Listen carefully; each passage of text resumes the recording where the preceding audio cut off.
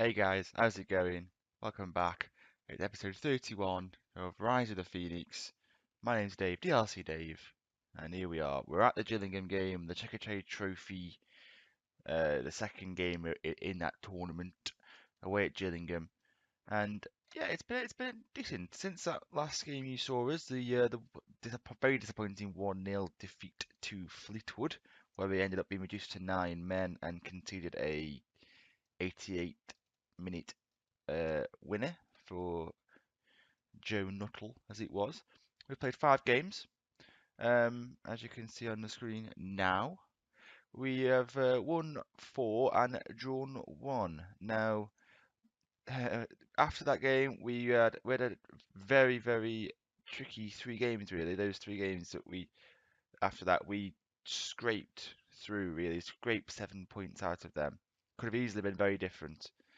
The first one was a very tight game. Fortunately, Luke Peacock popped up in with a 75th minute winner for us, and then the next game away at Barrow, after another red card, BOGIE popped up with a header from a corner. He's been in really good form for us, even in the Notts County game, as you can see. He ended up with an 8.3. I believe he got the assist for the goal, and he's been a really good player for us in his little run of games. Um, After that, we drew 2-2, but we were 2-0 down with 74 minutes played, and we fought back to get to draw 2-2. So it ended up being a pretty good result that at home to Swindon. So I was concerned that was gonna. Well, I thought we'd lost basically. Adam Kane own goal and a Aaron Bissaka goal pretty soon after it put them 2-0 up, and we just didn't create a whole lot really, but managed to eventually start to produce things, and we got the equaliser, which was really good. We then went and battered Port Vale really, 5-1. We were 3-0 up inside 22 minutes. I actually want to show you Bogey's goal in this. As you can see, Paul Phillips has it to Weaver, across to to Wilson, now to Bogey, and first time, absolutely smashes it into the top corner from 20 yards outside the box. I just thought I'd show you that because I thought it was absolutely fantastic. And that was the last goal, but we were very good in this game, very good. And we then basically repeated the trick with a 4-1 home win against Doncaster. We were very good in this game. Paul Phillips did very well. A hat trick.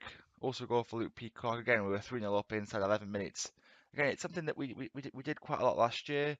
Is we put teams away pretty early on. We haven't done it too much this year up until this point. But the first game of the season we did. They were 2-0 up inside 3 minutes. But then these last 2 games, as you can see, it was goals early on, and I'm hoping that's something we can continue really as we go into this Gillingham game.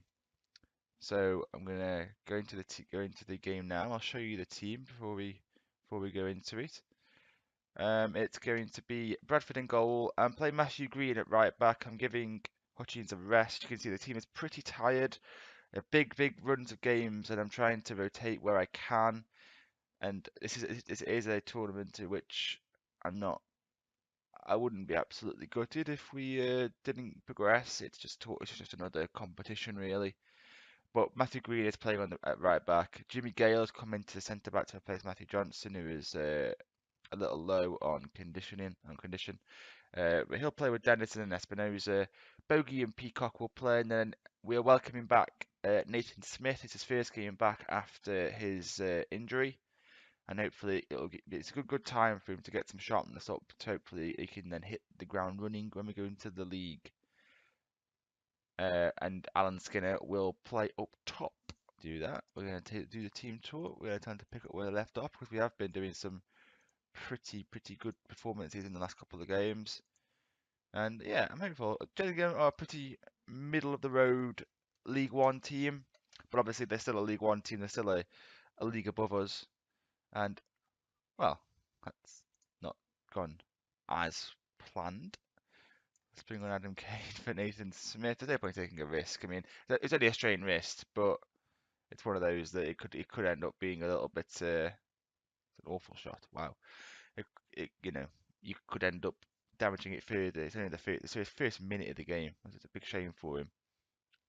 But yeah, he'll get game time. He's probably one of our best players at the club now. He's very consistent out on that left side. Just needs to be playing consistently, and I'm sure he will do. And his replacement, Adam Kane, isn't too bad anyway, and he puts in his first goal of the season. The lovely ball slid through. I think it was by Peacock. Okay, making that run, as you can see, and then that inside of the fullback, and Kane snuck in. It's a lovely shot across the keeper, right onto the side netting. Lovely placement, and we take a 1-0 lead at Gillingham. They have a free kick here. List puts it in low, and wow, okay, I didn't think that was a very good free kick. I think that Steve Daughtry made a lot of it. I thought this was a poor free kick along the ground. Actually, no, it was just a mess. We should do better with that, and maybe even Bradford should do better with that. But it's very disappointing defending to concede that, because that was a very poor free kick that we should be clearing and maybe even countering. But it just seemed to get lost in a mix of players, and it ricocheted through, and he put it away. So after what I was hoping, I mean, the lead lasted about a minute and a half. Very disappointing. So we're heading towards half time. Now, I was kind of hoping that we would be fairly well. I in an absolutely perfect world, I was hoping that we'd be winning by a couple, and we could then take off some of the better players, because, as I say, fitness is not brilliant right now. I'm going to switch Peacock and Bogey around. I just think Bogey, even though he isn't suggested that by his role there, he is just better playing further forward, I feel. And he's on a booking as well, so it's always good to have him not making as many challenges. Because that deep lying player is the one that sits and ends up breaking up counterattacks at times, and sometimes that can lead to bookings. Okay, they have a throw in here. Hendry crosses it in. It's yeah, that can't be the chance. No, that was a pretty simple save. Oh, it was a chance. Okay, right. Let's. Big Beachy's out injured. It's disappointing. Paul Phillips is very tired and isn't playing too well. I'm going to put Bogey further forward. He can't naturally play there. I bring on a forward for him. Bogey can't naturally play there, but he's got good attributes to play the role.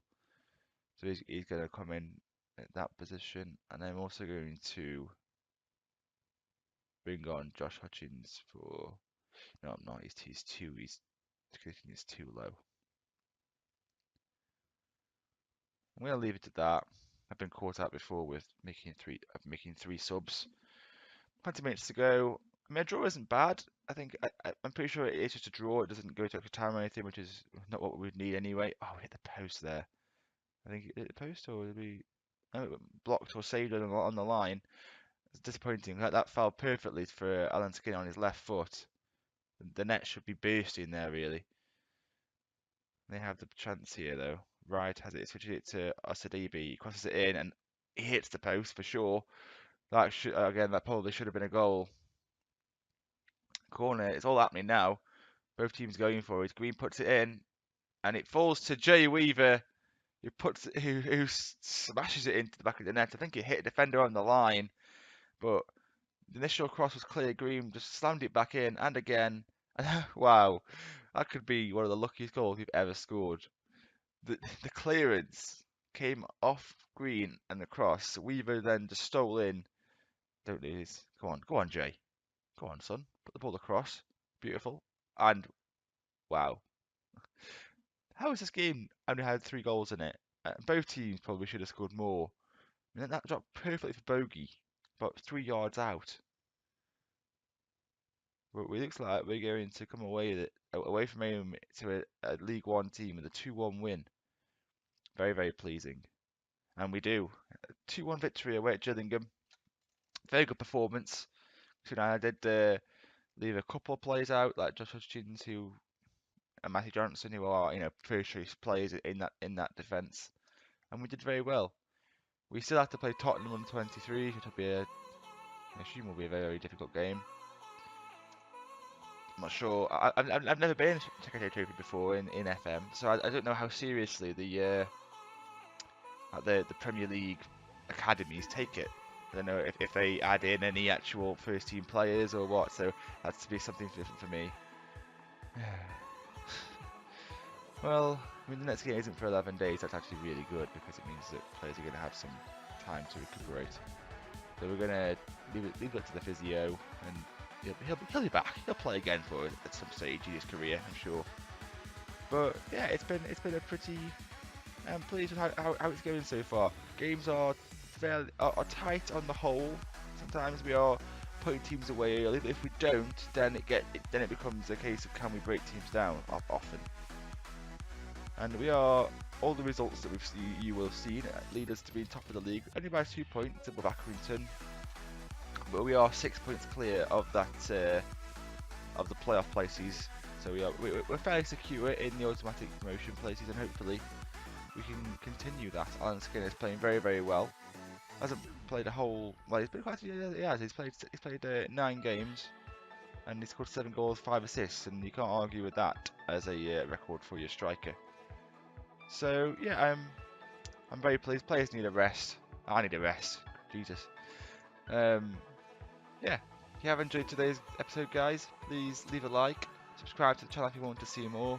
Follow me on Twitter at DLCDave1. And until next time, I'll see you guys later. Goodbye.